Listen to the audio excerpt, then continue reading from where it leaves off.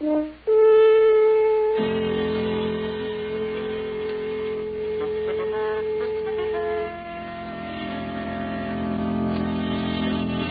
Adventures of Sherlock Holmes, starring Basil Rathbone and Nigel Bruce.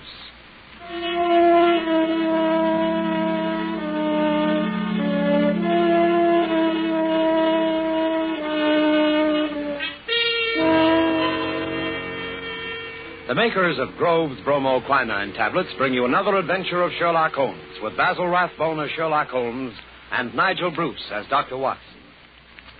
A cold is a miserable thing. A cold may become a dangerous thing.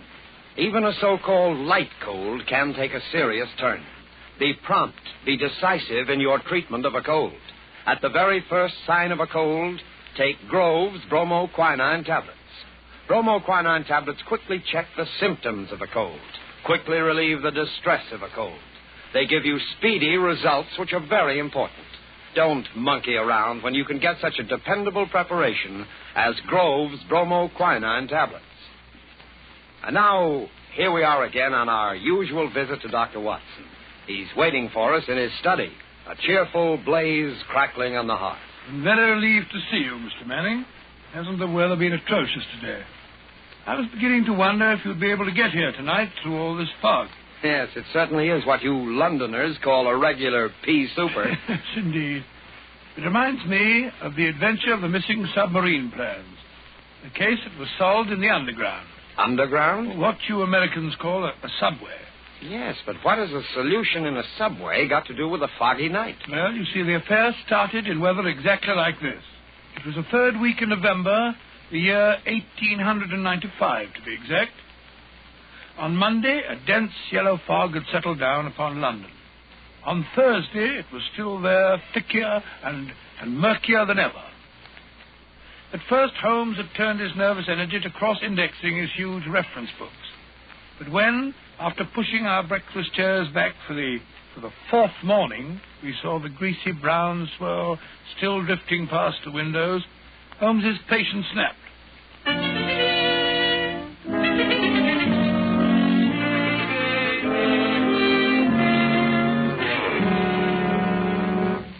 Holmes, if you must pace around in circles, I wish you'd change directions now and then. You're making me dizzy. Bah, it's inexcusable, Watson, inexcusable. No initiative, no imagination. Nothing ever gets done. If you're alluding to the inactivity in this last session of Parliament, my dear Holmes... I'm not speaking of our lawmakers, Watson, but of our lawbreakers. The London criminal is certainly a dull fellow. What makes you say that? Well, look out of the window. Ideal weather for committing a crime. The criminal advances on his intended victim practically unseen. He pounces and disappears into thin air. There have been numerous petty thefts, I believe. Petty thefts, pickpockets, ragamuffins. What's the country coming to? Now, if I were a criminal, Watson... Well, I, for one, would move to America. Oh, hello. Mrs. Hudson's knocking. Excited. What's up, I wonder? Yes, Mrs. Hudson, what is it? Oh, a telegram for me. Yes, sir. Very well, thank you. Oh, well, what's it say? Oh, wait until I open it, can't you? Ah, dear me, what next? Most unusual, Watson, most unusual. What's most unusual, Watson? What's it say? Oh, it's from my brother, Mycroft. You remember him. He helped us solve the case of the Greek interpreter. He's coming here. Why not? What's so phenomenal about Why that? not? Why not, indeed? It's as startling as it would be to meet a tram car coming down a country lane. Yes, now I come to think of it. Mycroft is rather like a tram car. His rails lead from his Pall Mall lodgings to the Diogenes Club in Whitehall. That's his circle.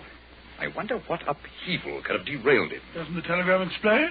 It says, must see you about Cadogan West, coming at once. Cadogan West? Cadogan West? Why, that's the young chap who's found dead in the underground on Tuesday morning. I remember reading about it in the papers. Oh? The young man had apparently fallen out of a train and killed himself. He hadn't been robbed, and there was no reason to suspect violence. Quite an uninteresting case, if I remember correctly. And yet, it's serious enough to cause Mycroft to alter his habits. No, Watson. This must be an extraordinary event. Do you recall any other facts about the affair?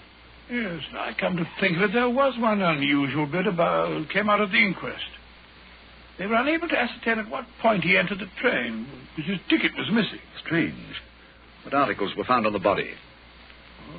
£2.15, I believe it was, a checkbook and... Oh, yes, Yes. 2 dress circle tickets for the Woolwich Theatre. Dated for that evening. Theatre tickets, eh? And it wasn't suicide. A man doesn't procure theatre tickets for the evening on which he intends to end his life. Anything else? A small packet of technical papers. Technical papers? What kind of technical papers? The newspapers didn't say. As serious as that. What did the young man do? Where was he employed? He was a clerk at Woolwich Arsenal. Government employee. There we have it, Watson. British government, Woolwich Arsenal, technical papers. That's why Mycroft is involved in this affair. I don't understand. No, I suppose not. Watson, have I ever told you what Mycroft is? Your brother, of course. Oh, no, Watson. Do you have to be so dense? I mean, do you know what he does? I seem to have some vague recollection that you once told me that he'd held some small office under the British government. It would be more accurate to say, in a way, that he is the British government. What? His position is unique. He made it for himself. As the tidiest and most orderly brain of any man alive, with a great capacity for storing facts and giving them the proper interpretation. The conclusions of every government department are passed on to him. He's the central exchange, the clearinghouse. Again and again, his word has decided the national policy. He thinks of nothing else. Nothing else can lure him from his contemplations. And yet he's coming here. Yes, Jupiter is descending on us today. What on earth can happen? Watson, that sounds suspiciously like a bad pun. Here he is, if I'm not mistaken. To speak for himself. Come in. Hello, Mycroft. What's up? You look flustered. Most annoying business, Sherlock, most annoying. You know how I dislike altering my habits. Extremely awkward for me to come away from the office, particularly with Siam in its present state. Oh, dear me. Yeah, sit down, Mycroft, sit down. You know Watson, of course. Yes, of course. I'm trying to find a chair that I can trust to hold me. I'd better take the sofa. You certainly haven't got any thinner. I've never seen the Prime Minister so upset. As for the Admiralty, it's buzzing like an upset beehive. You know anything about the case? Watson's just been telling me what was in the newspapers. Just what were the technical papers found on the body? Sherlock, for the love of heaven, not so loud. Those papers which the wretched youth had in his pocket were none other than the plans of the Bruce-Partington submarine. Oh? The submarine which will completely revolutionize naval warfare. The most important papers in our government archives. Under no circumstances could they be removed from the office. Even the chief constructor of the Navy was forced to go to Woolwich if he desired to consult them. And yet we find them in the pockets of a dead junior clerk in the heart of London. Yeah, from an official point of view, it's deplorable, my dear Mycroft. Simply deplorable. You may laugh, Sherlock, but this country won't be safe until they're recovered. But I thought you said that they were found in the pocket of this chap, Cadogan West. 10 papers taken from Woolwich. 7 were found in the pockets of Cadogan West. 3 are still missing, the 3 essential ones. To recover those 3 papers is imperative. The peace of Europe depends on them. Nice little problem, eh, Watson? Why did Cadogan West take the papers? How did he die? How did his body reach the place where it was found? And where are the missing papers? Find the answer to those questions, Sherlock, and you'll have done your country an invaluable service. Why don't you solve it yourself, Mycroft? I believe you could. Possibly. But it's a question of digging out details. Give me the details, and I can give you the solution from an armchair. No, when it comes to running about and cross-questioning railway guards and lying on one's face with a lens to one's eye, no, that's not my métier. Besides, your figure prevents your taking such an undignified position, eh? Very well. Leave that part of it was, eh, Watson? Right, you are. Good. I've got a cab waiting outside to take the place where the body was found. I can give you the details on the way.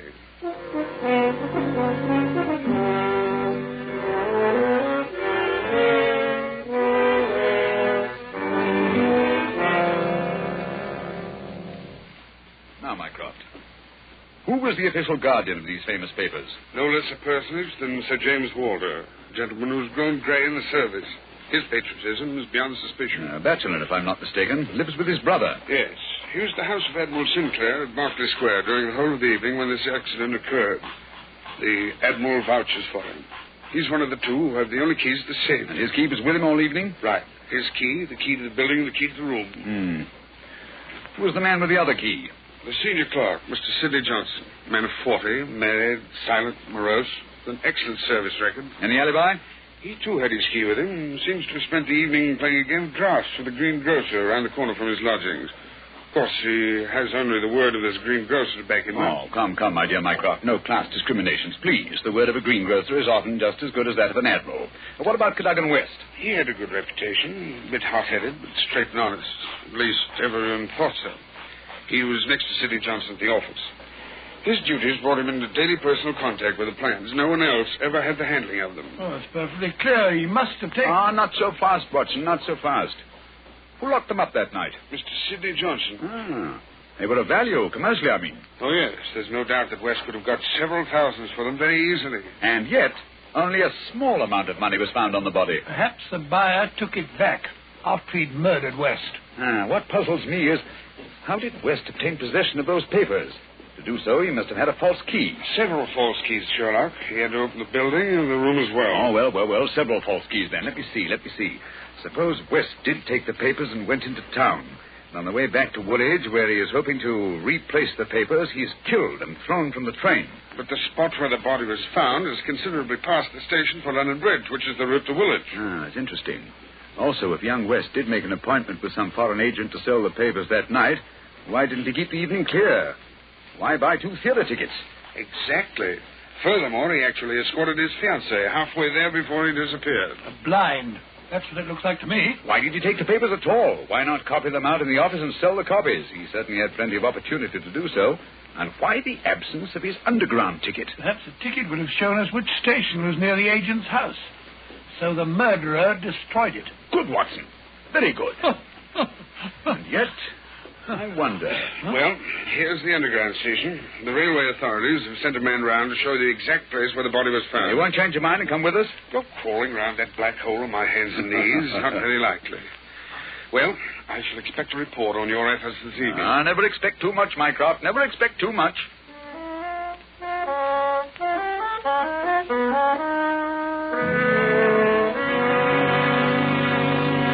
Before we follow Holmes and Watson into the mazes of the London subway system, I have a word of advice. Every year, colds cause a lot of sickness. Every year, they cause a lot of expense and time lost from work. Always regard a cold seriously. Always treat it earnestly. At the first sign of a cold, take Grove's bromoquinine tablets. Bromoquinine tablets are famous relief for the distress of a cold. Their efficacy has been fully established. Bromoquinine tablets go right to work on a cold symptom. They don't waste any time. They don't pull any punches. They quickly relieve the misery of a cold. They help reduce the fever of a cold. Thousands of people keep bromoquinine tablets handy all winter. Thousands of people depend on them as their relief for colds. No other preparation enjoys greater confidence than bromoquinine tablets. Follow the example of millions, and at the first sign of a cold, take Grove's bromoquinine tablets. Get them at any drugstore, a few cents a box. Ask specifically for Grove's, Groves, Bromo, Bromo, quinine, Quinine, Grove's bromoquinine tablets.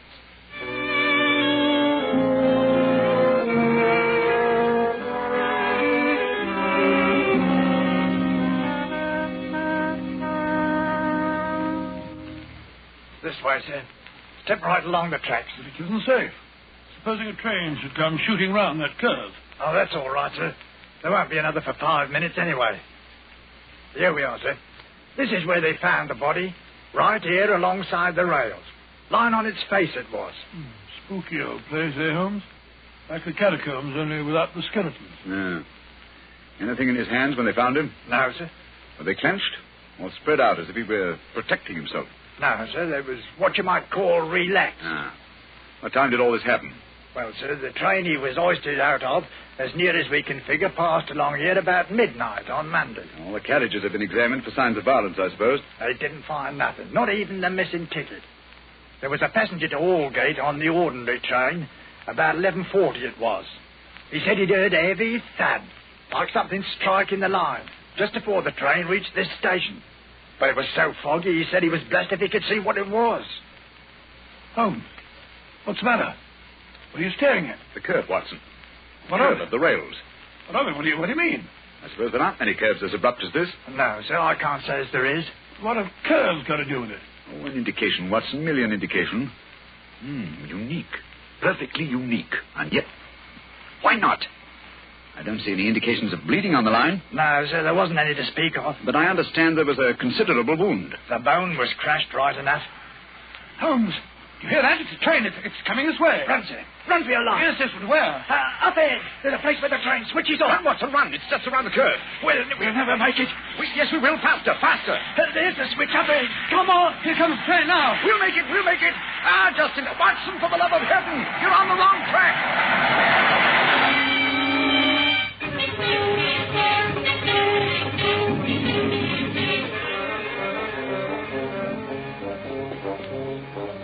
Well, that was a narrow escape, Holmes.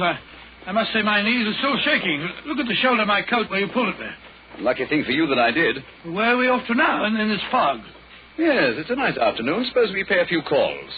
I think Sir James Walter claims our first attention. After that, we might drop in on Miss Westbury. Miss Westbury? Who's she?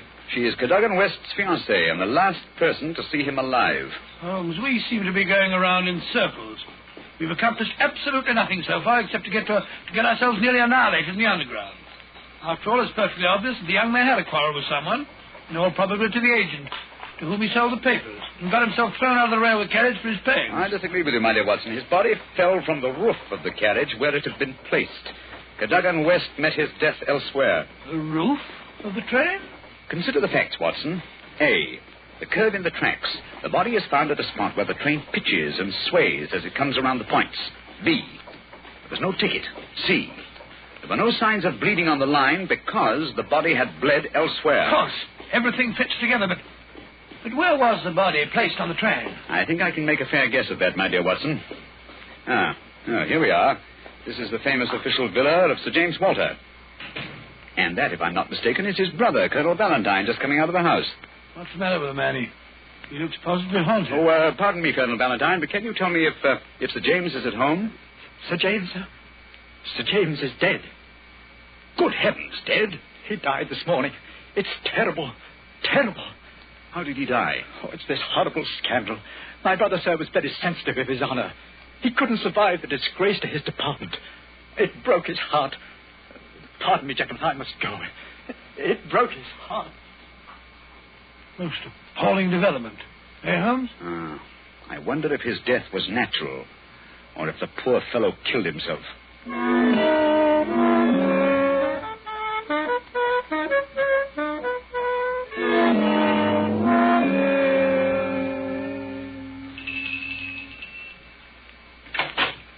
Yes? Will you tell Miss Westbury that Mr. Sherlock Holmes would like to see her? Oh, please come in, gentlemen.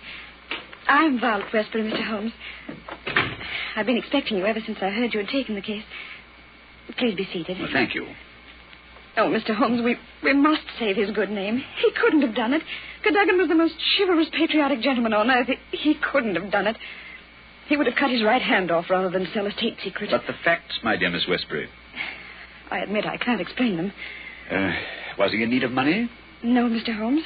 His needs were simple and his salary very good. He'd saved several £100. We were to be married at the new year. I see. Had you noticed any signs of mental excitement? Why, well, that is... Come, Miss Westbury, be frank with us. Yes, Mr. Holmes.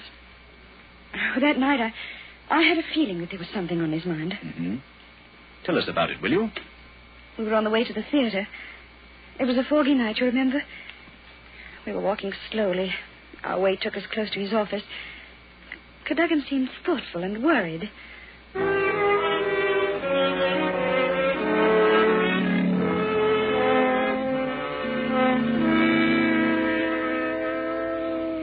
What's the matter? You haven't said a word for the last 5 minutes. Have I said or done something? Of course not, silly. It's just that I've got something on my mind. Well, why not tell me about it? Perhaps I can help. It's no use, Vi. It's too serious for me to talk about, even to you.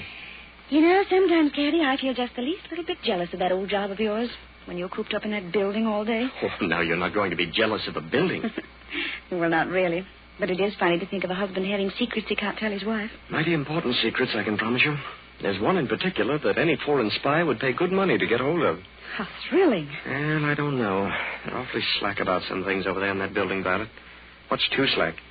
It would be too confounded easy for a traitor to get his hands on those plans. What plans? Never mind, darling. I guess I'm getting a bit melodramatic. But there's something been worrying me.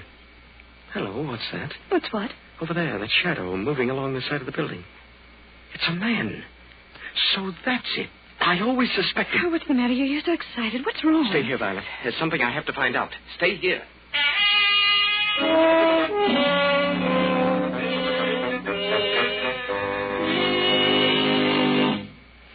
I waited and waited, but he never returned.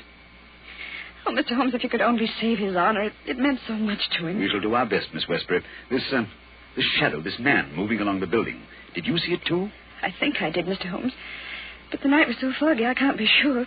But there must have been a man. Another man. It couldn't have been Cadogan. Surely character goes for something. Let us hope so. Come along, Watson. We must return home. I'm expecting an answer to some telegrams I sent Mycroft earlier this afternoon. We've done enough for one day.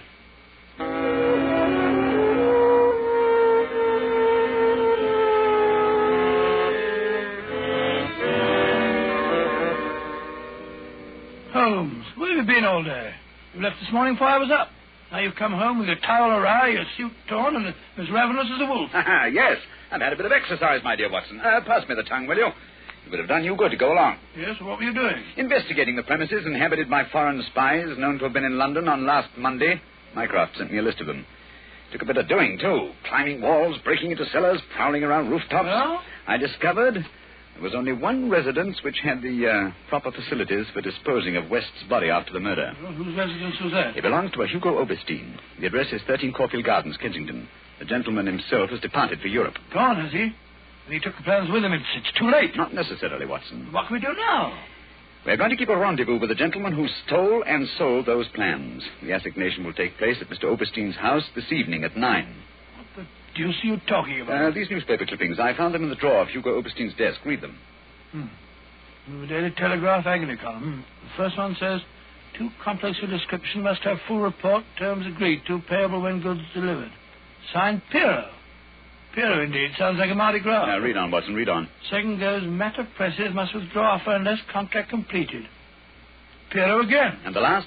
Dated Monday, the day the crime was committed. Monday night after 9, 2 taps, payment in hard cash. I say, do you think it was a submarine the plans that he was buying? I'm almost positive. And Pirro was Oberstein himself. But we'll find out for certain this evening. I've invited the gentleman who sold the papers to meet us. How? I don't understand. Instead of this advertisement in today's Daily Telegraph. Tonight, same hour, same place, 2 taps, vitally important. Your own safety at stake. Signed, Pirro, as usual. By George, if he answers that, we've got him. Unless we're too late. Come along, Watson. There's no time to lose. You can take this package for a change. I've been carrying it around all day. What's in it? Oh, just a jemmy, a dark lantern, a chisel, and a revolver. Nice equipment for a respectable citizen to be carrying about the streets of London, I must say. Hey, you know, Watson, there are times when I suspect we aren't quite respectable.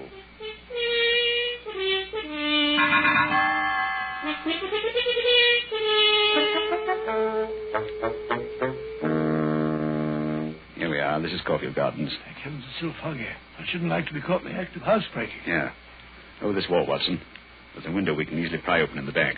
Scale that wall? Come on, hurry up. There's no time to lose. Here. I'll give you a boost. Come on, up here. That's it. Look out, here I come. I must say, Holmes, you're as agile as a cat. It's uncanny. This is the window. Light the lantern and give me the jemmy. 1, 2.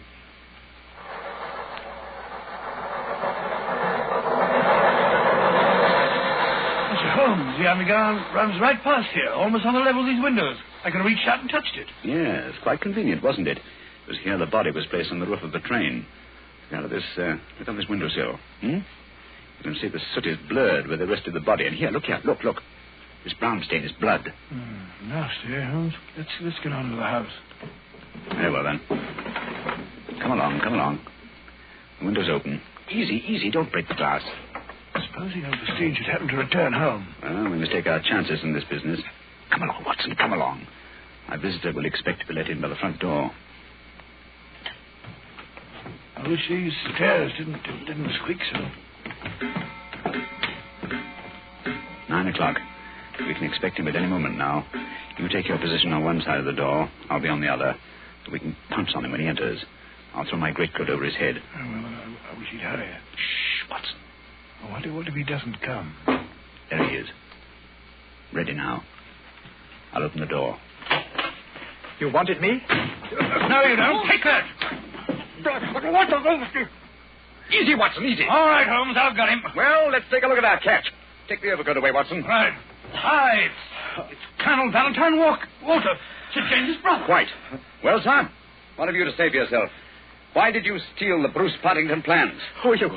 What do you know about this? I am Sherlock Holmes, and I know everything. Oh, this is terrible. I'm lost. I didn't realize their importance until my brother killed himself. But I needed the money. I had to have it. Oberstein offered to give it to me if I'd let him see the plans. So you took an impression of your brother's key, opened the safe, and procured the papers. Cadogan West saw you leaving the building, followed you here, and you killed him. No, I didn't do that. I swear I didn't do it. No?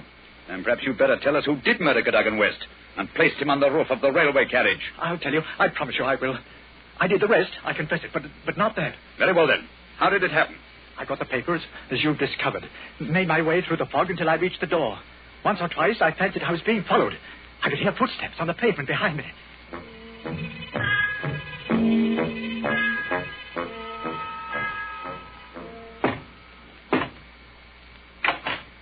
Colonel Walter? Yes. You have the papers? Yes. Let me in, quick.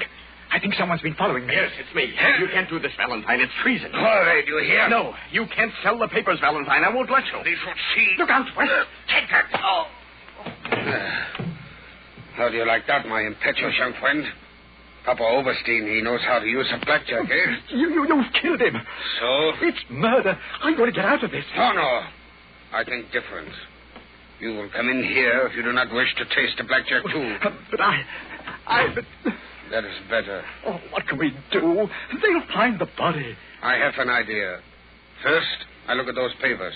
I take the ones I want, and the rest we put in the pocket of this foolish young man. And then we give him a nice ride on top of the underground train, no? He will be the guilty one. Who will ever know?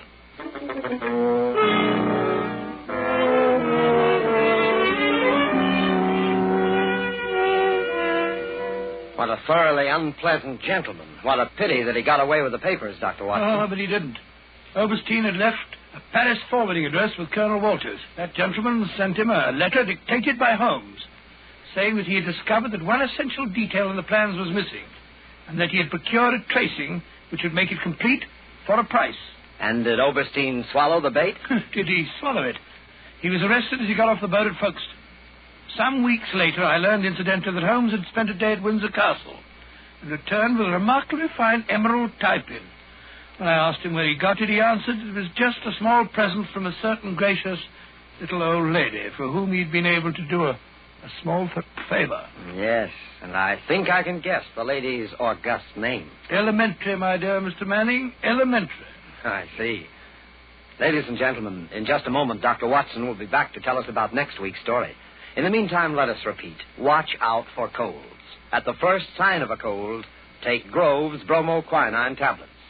Bromoquinine tablets are made especially for the relief of colds. In other words, they're specialized medication, and that's what you want. Yes, at the very first sneeze or sniffle, go right to your druggist and get a package of Grove's bromoquinine tablets. Now, Dr. Watson, next week?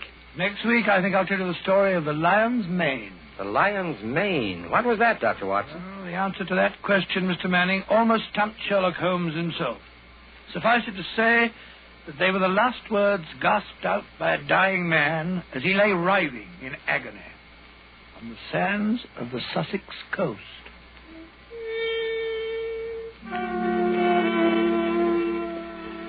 You have been listening to a Sherlock Holmes adventure, adapted from Sir Arthur Conan Doyle's story, The Bruce-Partington Plans, with Basil Rathbone as Sherlock Holmes and Nigel Bruce as Dr. Watson.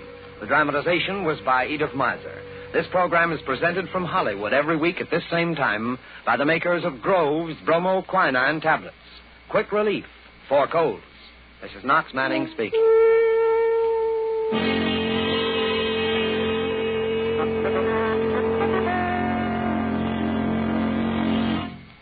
This is the National Broadcasting Company.